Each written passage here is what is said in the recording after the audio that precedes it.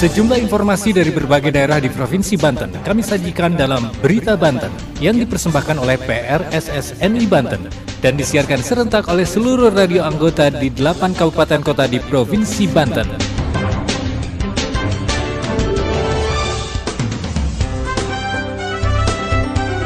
Anda kembali bersama kami di Berita Banten PRSSNI Banten, edisi Kamis 4 Mei 2023. Sejumlah informasi dari berbagai wilayah di Provinsi Banten kami hadirkan kembali untuk Anda yang disiarkan serentak oleh seluruh radio anggota di 8 kabupaten kota di Provinsi Banten. Dan inilah informasi utamanya. Libur Lebaran telah usai, sejumlah ruas jalan di Tangerang Selatan mengalami kemacetan. Pendidikan menjadi salah satu skala prioritas program pembangunan di Kabupaten Serang. Data Dinas Sosial Kota Cilegon menyatakan sebanyak 1.030 warga Kelurahan Taman Baru, Kecamatan Citangkil, miskin ekstrim.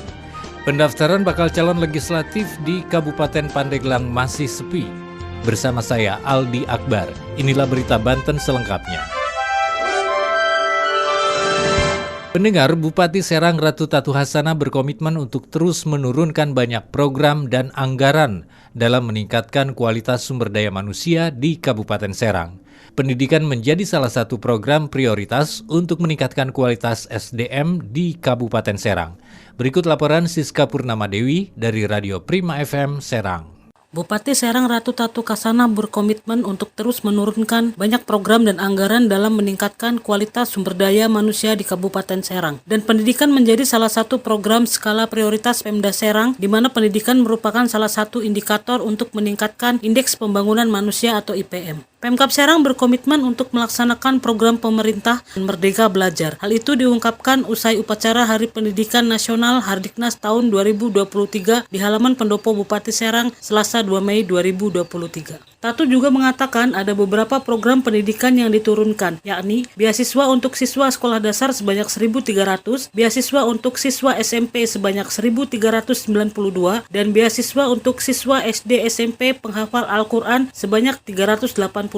Selain itu ada juga beasiswa perguruan tinggi yang sudah dinikmati sekitar 1.268 mahasiswa sejak tahun 2017. Di Kabupaten Serang kami punya program beasiswa itu dari SD, SMP, walaupun sudah ada BOS, tetapi di masyarakat yang masih membutuhkan, masyarakat yang kurang mampu, kita support. Kemudian juga sampai ke perguruan tinggi. Kita anak-anak di Kabupaten Serang yang lulus di perguruan tinggi negeri, misalnya di Untirta, di kedokteran, di UI, yang mereka membutuhkan dukungan beasiswa dari Pemda, mereka dari masyarakat yang kurang mampu kita support. Alhamdulillah luluskan beberapa angkatan, baik itu D1, D2, kemudian D3 dan S1. Tatu juga mengatakan pemerintah Kabupaten Serang juga menurunkan program kejar paket A, B, dan C dengan perincian 115 paket A, 3.997 paket B, dan 5.975 paket C. Kemudian untuk tenaga pendidik dan tenaga kependidikan diturunkan insentif dengan total anggaran 53,78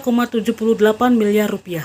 Sarana prasarana pendidikan juga terus ditingkatkan. Telah selesai diperbaiki 1.398 ruang kelas SD dan SMP yang menjadi kewenangan Pemkab Serang. Untuk semua ruang kelas SMP saat ini seluruhnya dalam kondisi baik. Dan di bidang pendidikan alhamdulillah dari mulai infrastruktur kita terus perbaiki. Sekarang ada beberapa ruang kelas yang tersisa, kemudian semua sarana prasarana penunjang. Sementara itu Kepala Dinas Pendidikan dan Kebudayaan atau Dindikbud Kabupaten Serang Asep Nugraha Jaya menambahkan, dalam hal peningkatan sumber daya manusia, pihaknya sudah merencanakan berbagai program. Program itu antara lain guru penggerak dan sekolah penggerak yang menjadi atensi dari pemerintah pusat, di mana setiap guru diberikan pelatihan kepemimpinan sehingga dapat meningkatkan kualitasnya sebagai tenaga pendidik. Kemudian dalam program sekolah penggerak, setiap kepala sekolah juga dilatih kepemimpinan karena syarat utama untuk menjadi sekolah penggerak ini adalah kemampuan kepala sekolah yang lulus pelatihan sekolah penggerak. Untuk diketahui, momen upacara Hardiknas 2023 ini berbeda dari sebelumnya. Seluruh aparatur Pemkab Serang memakai pakaian adat Nusantara dan mayoritas seragam pangsi silat keserangan. Pasca upacara digelar halal bihalal bersama Forkopimda Kabupaten Serang. Saya Siska Purnama Dewi melaporkan dari Prima FM untuk Berita Banten. Pendengar, libur Lebaran telah usai, lalu lintas di kota Tangerang Selatan kembali berangsur normal. Sejumlah ruas jalan di beberapa titik nampak kembali padat dan mengalami kemacetan, terutama di wilayah Ciputat. Berikut laporan Bunga Alisa dari Benz Radio Tangerang Selatan. Libur Lebaran yang telah usai membuat lalu lintas di beberapa titik kota Tangerang Selatan mengalami kepadatan, terlebih di daerah Ciputat. Kondisi lalu lintas di Jalan Insinyur Haji Juanda Ciputat Tangerang Selatan menuju Jakarta mengalami kemacetan yang cukup panjang, sedangkan dari arah sebaliknya terpantau ramai lancar. Kendaraan didominasi oleh pengendara motor yang saling menyerobot turut membuat kemacetan semakin parah. Oleh karena itu, sejumlah petugas dari Dinas Perhubungan terlihat mengatur lalu lintas di lokasi. Berdasarkan pantauan di lokasi, kemacetan mencapai 2 km dimulai dari flyover Ciputat hingga lampu merah Gintung. Salah satu pengendara motor yang merupakan driver ojek online mengatakan, kemacetan parah ini sudah kembali terjadi di Ciputat, padahal ketika libur Lebaran kemarin lalu lintas sangat lancar. Oleh karena itu, diharapkan bagi seluruh pengguna jalan tetap mengikuti peraturan yang ada agar lalu lintas tetap tertib. Saya Bunga dari Benz Radio 106,2 FM melaporkan untuk Berita Banten.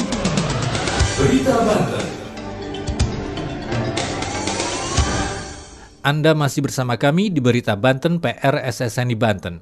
Pendengar, Dinas Sosial Kota Cilegon mengungkapkan sebanyak 1.030 jiwa warga Kelurahan Taman Baru, Kecamatan Citangkil, miskin ekstrim. Data tersebut nantinya diharapkan bisa masuk dalam Data Terpadu Kesejahteraan Sosial atau DTKS, sehingga bisa mendapatkan bantuan dari pemerintah.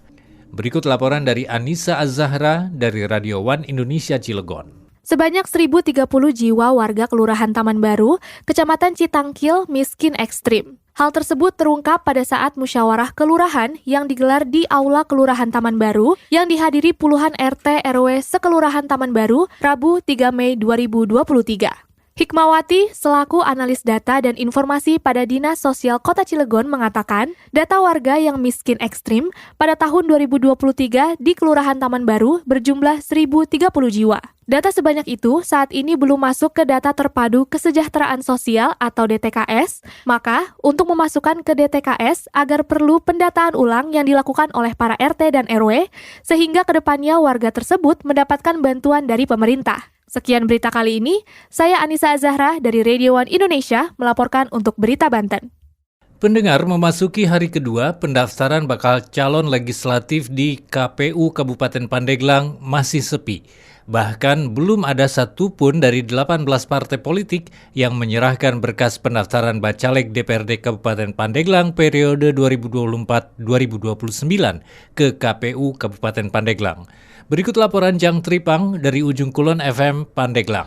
Memasuki hari kedua, belum ada satupun dari 18 partai politik yang menyerahkan berkas pendaftaran bakal calon legislatif DPRD Kabupaten Pandeglang periode 2024-2029 ke kantor Komisi Pemilihan Umum KPU Kabupaten Pandeglang. Padahal, KPU Kabupaten Pandeglang sudah membuka layanan penyerahan berkas pendaftaran Bacaleg DPRD Kabupaten Pandeglang semenjak tanggal 1 Mei 2023. Sesuai jadwal sudah ditetapkan oleh KPU, waktu pendaftaran Bacaleg dibuka dari tanggal 1 sampai 13 Mei 2023. Dengan waktu dari pukul 8.00 sampai dengan 16.00 waktu Indonesia Barat, dan pada tanggal 14 Mei 2023 dari pukul 8.00 sampai dengan 23:59 waktu Indonesia Barat.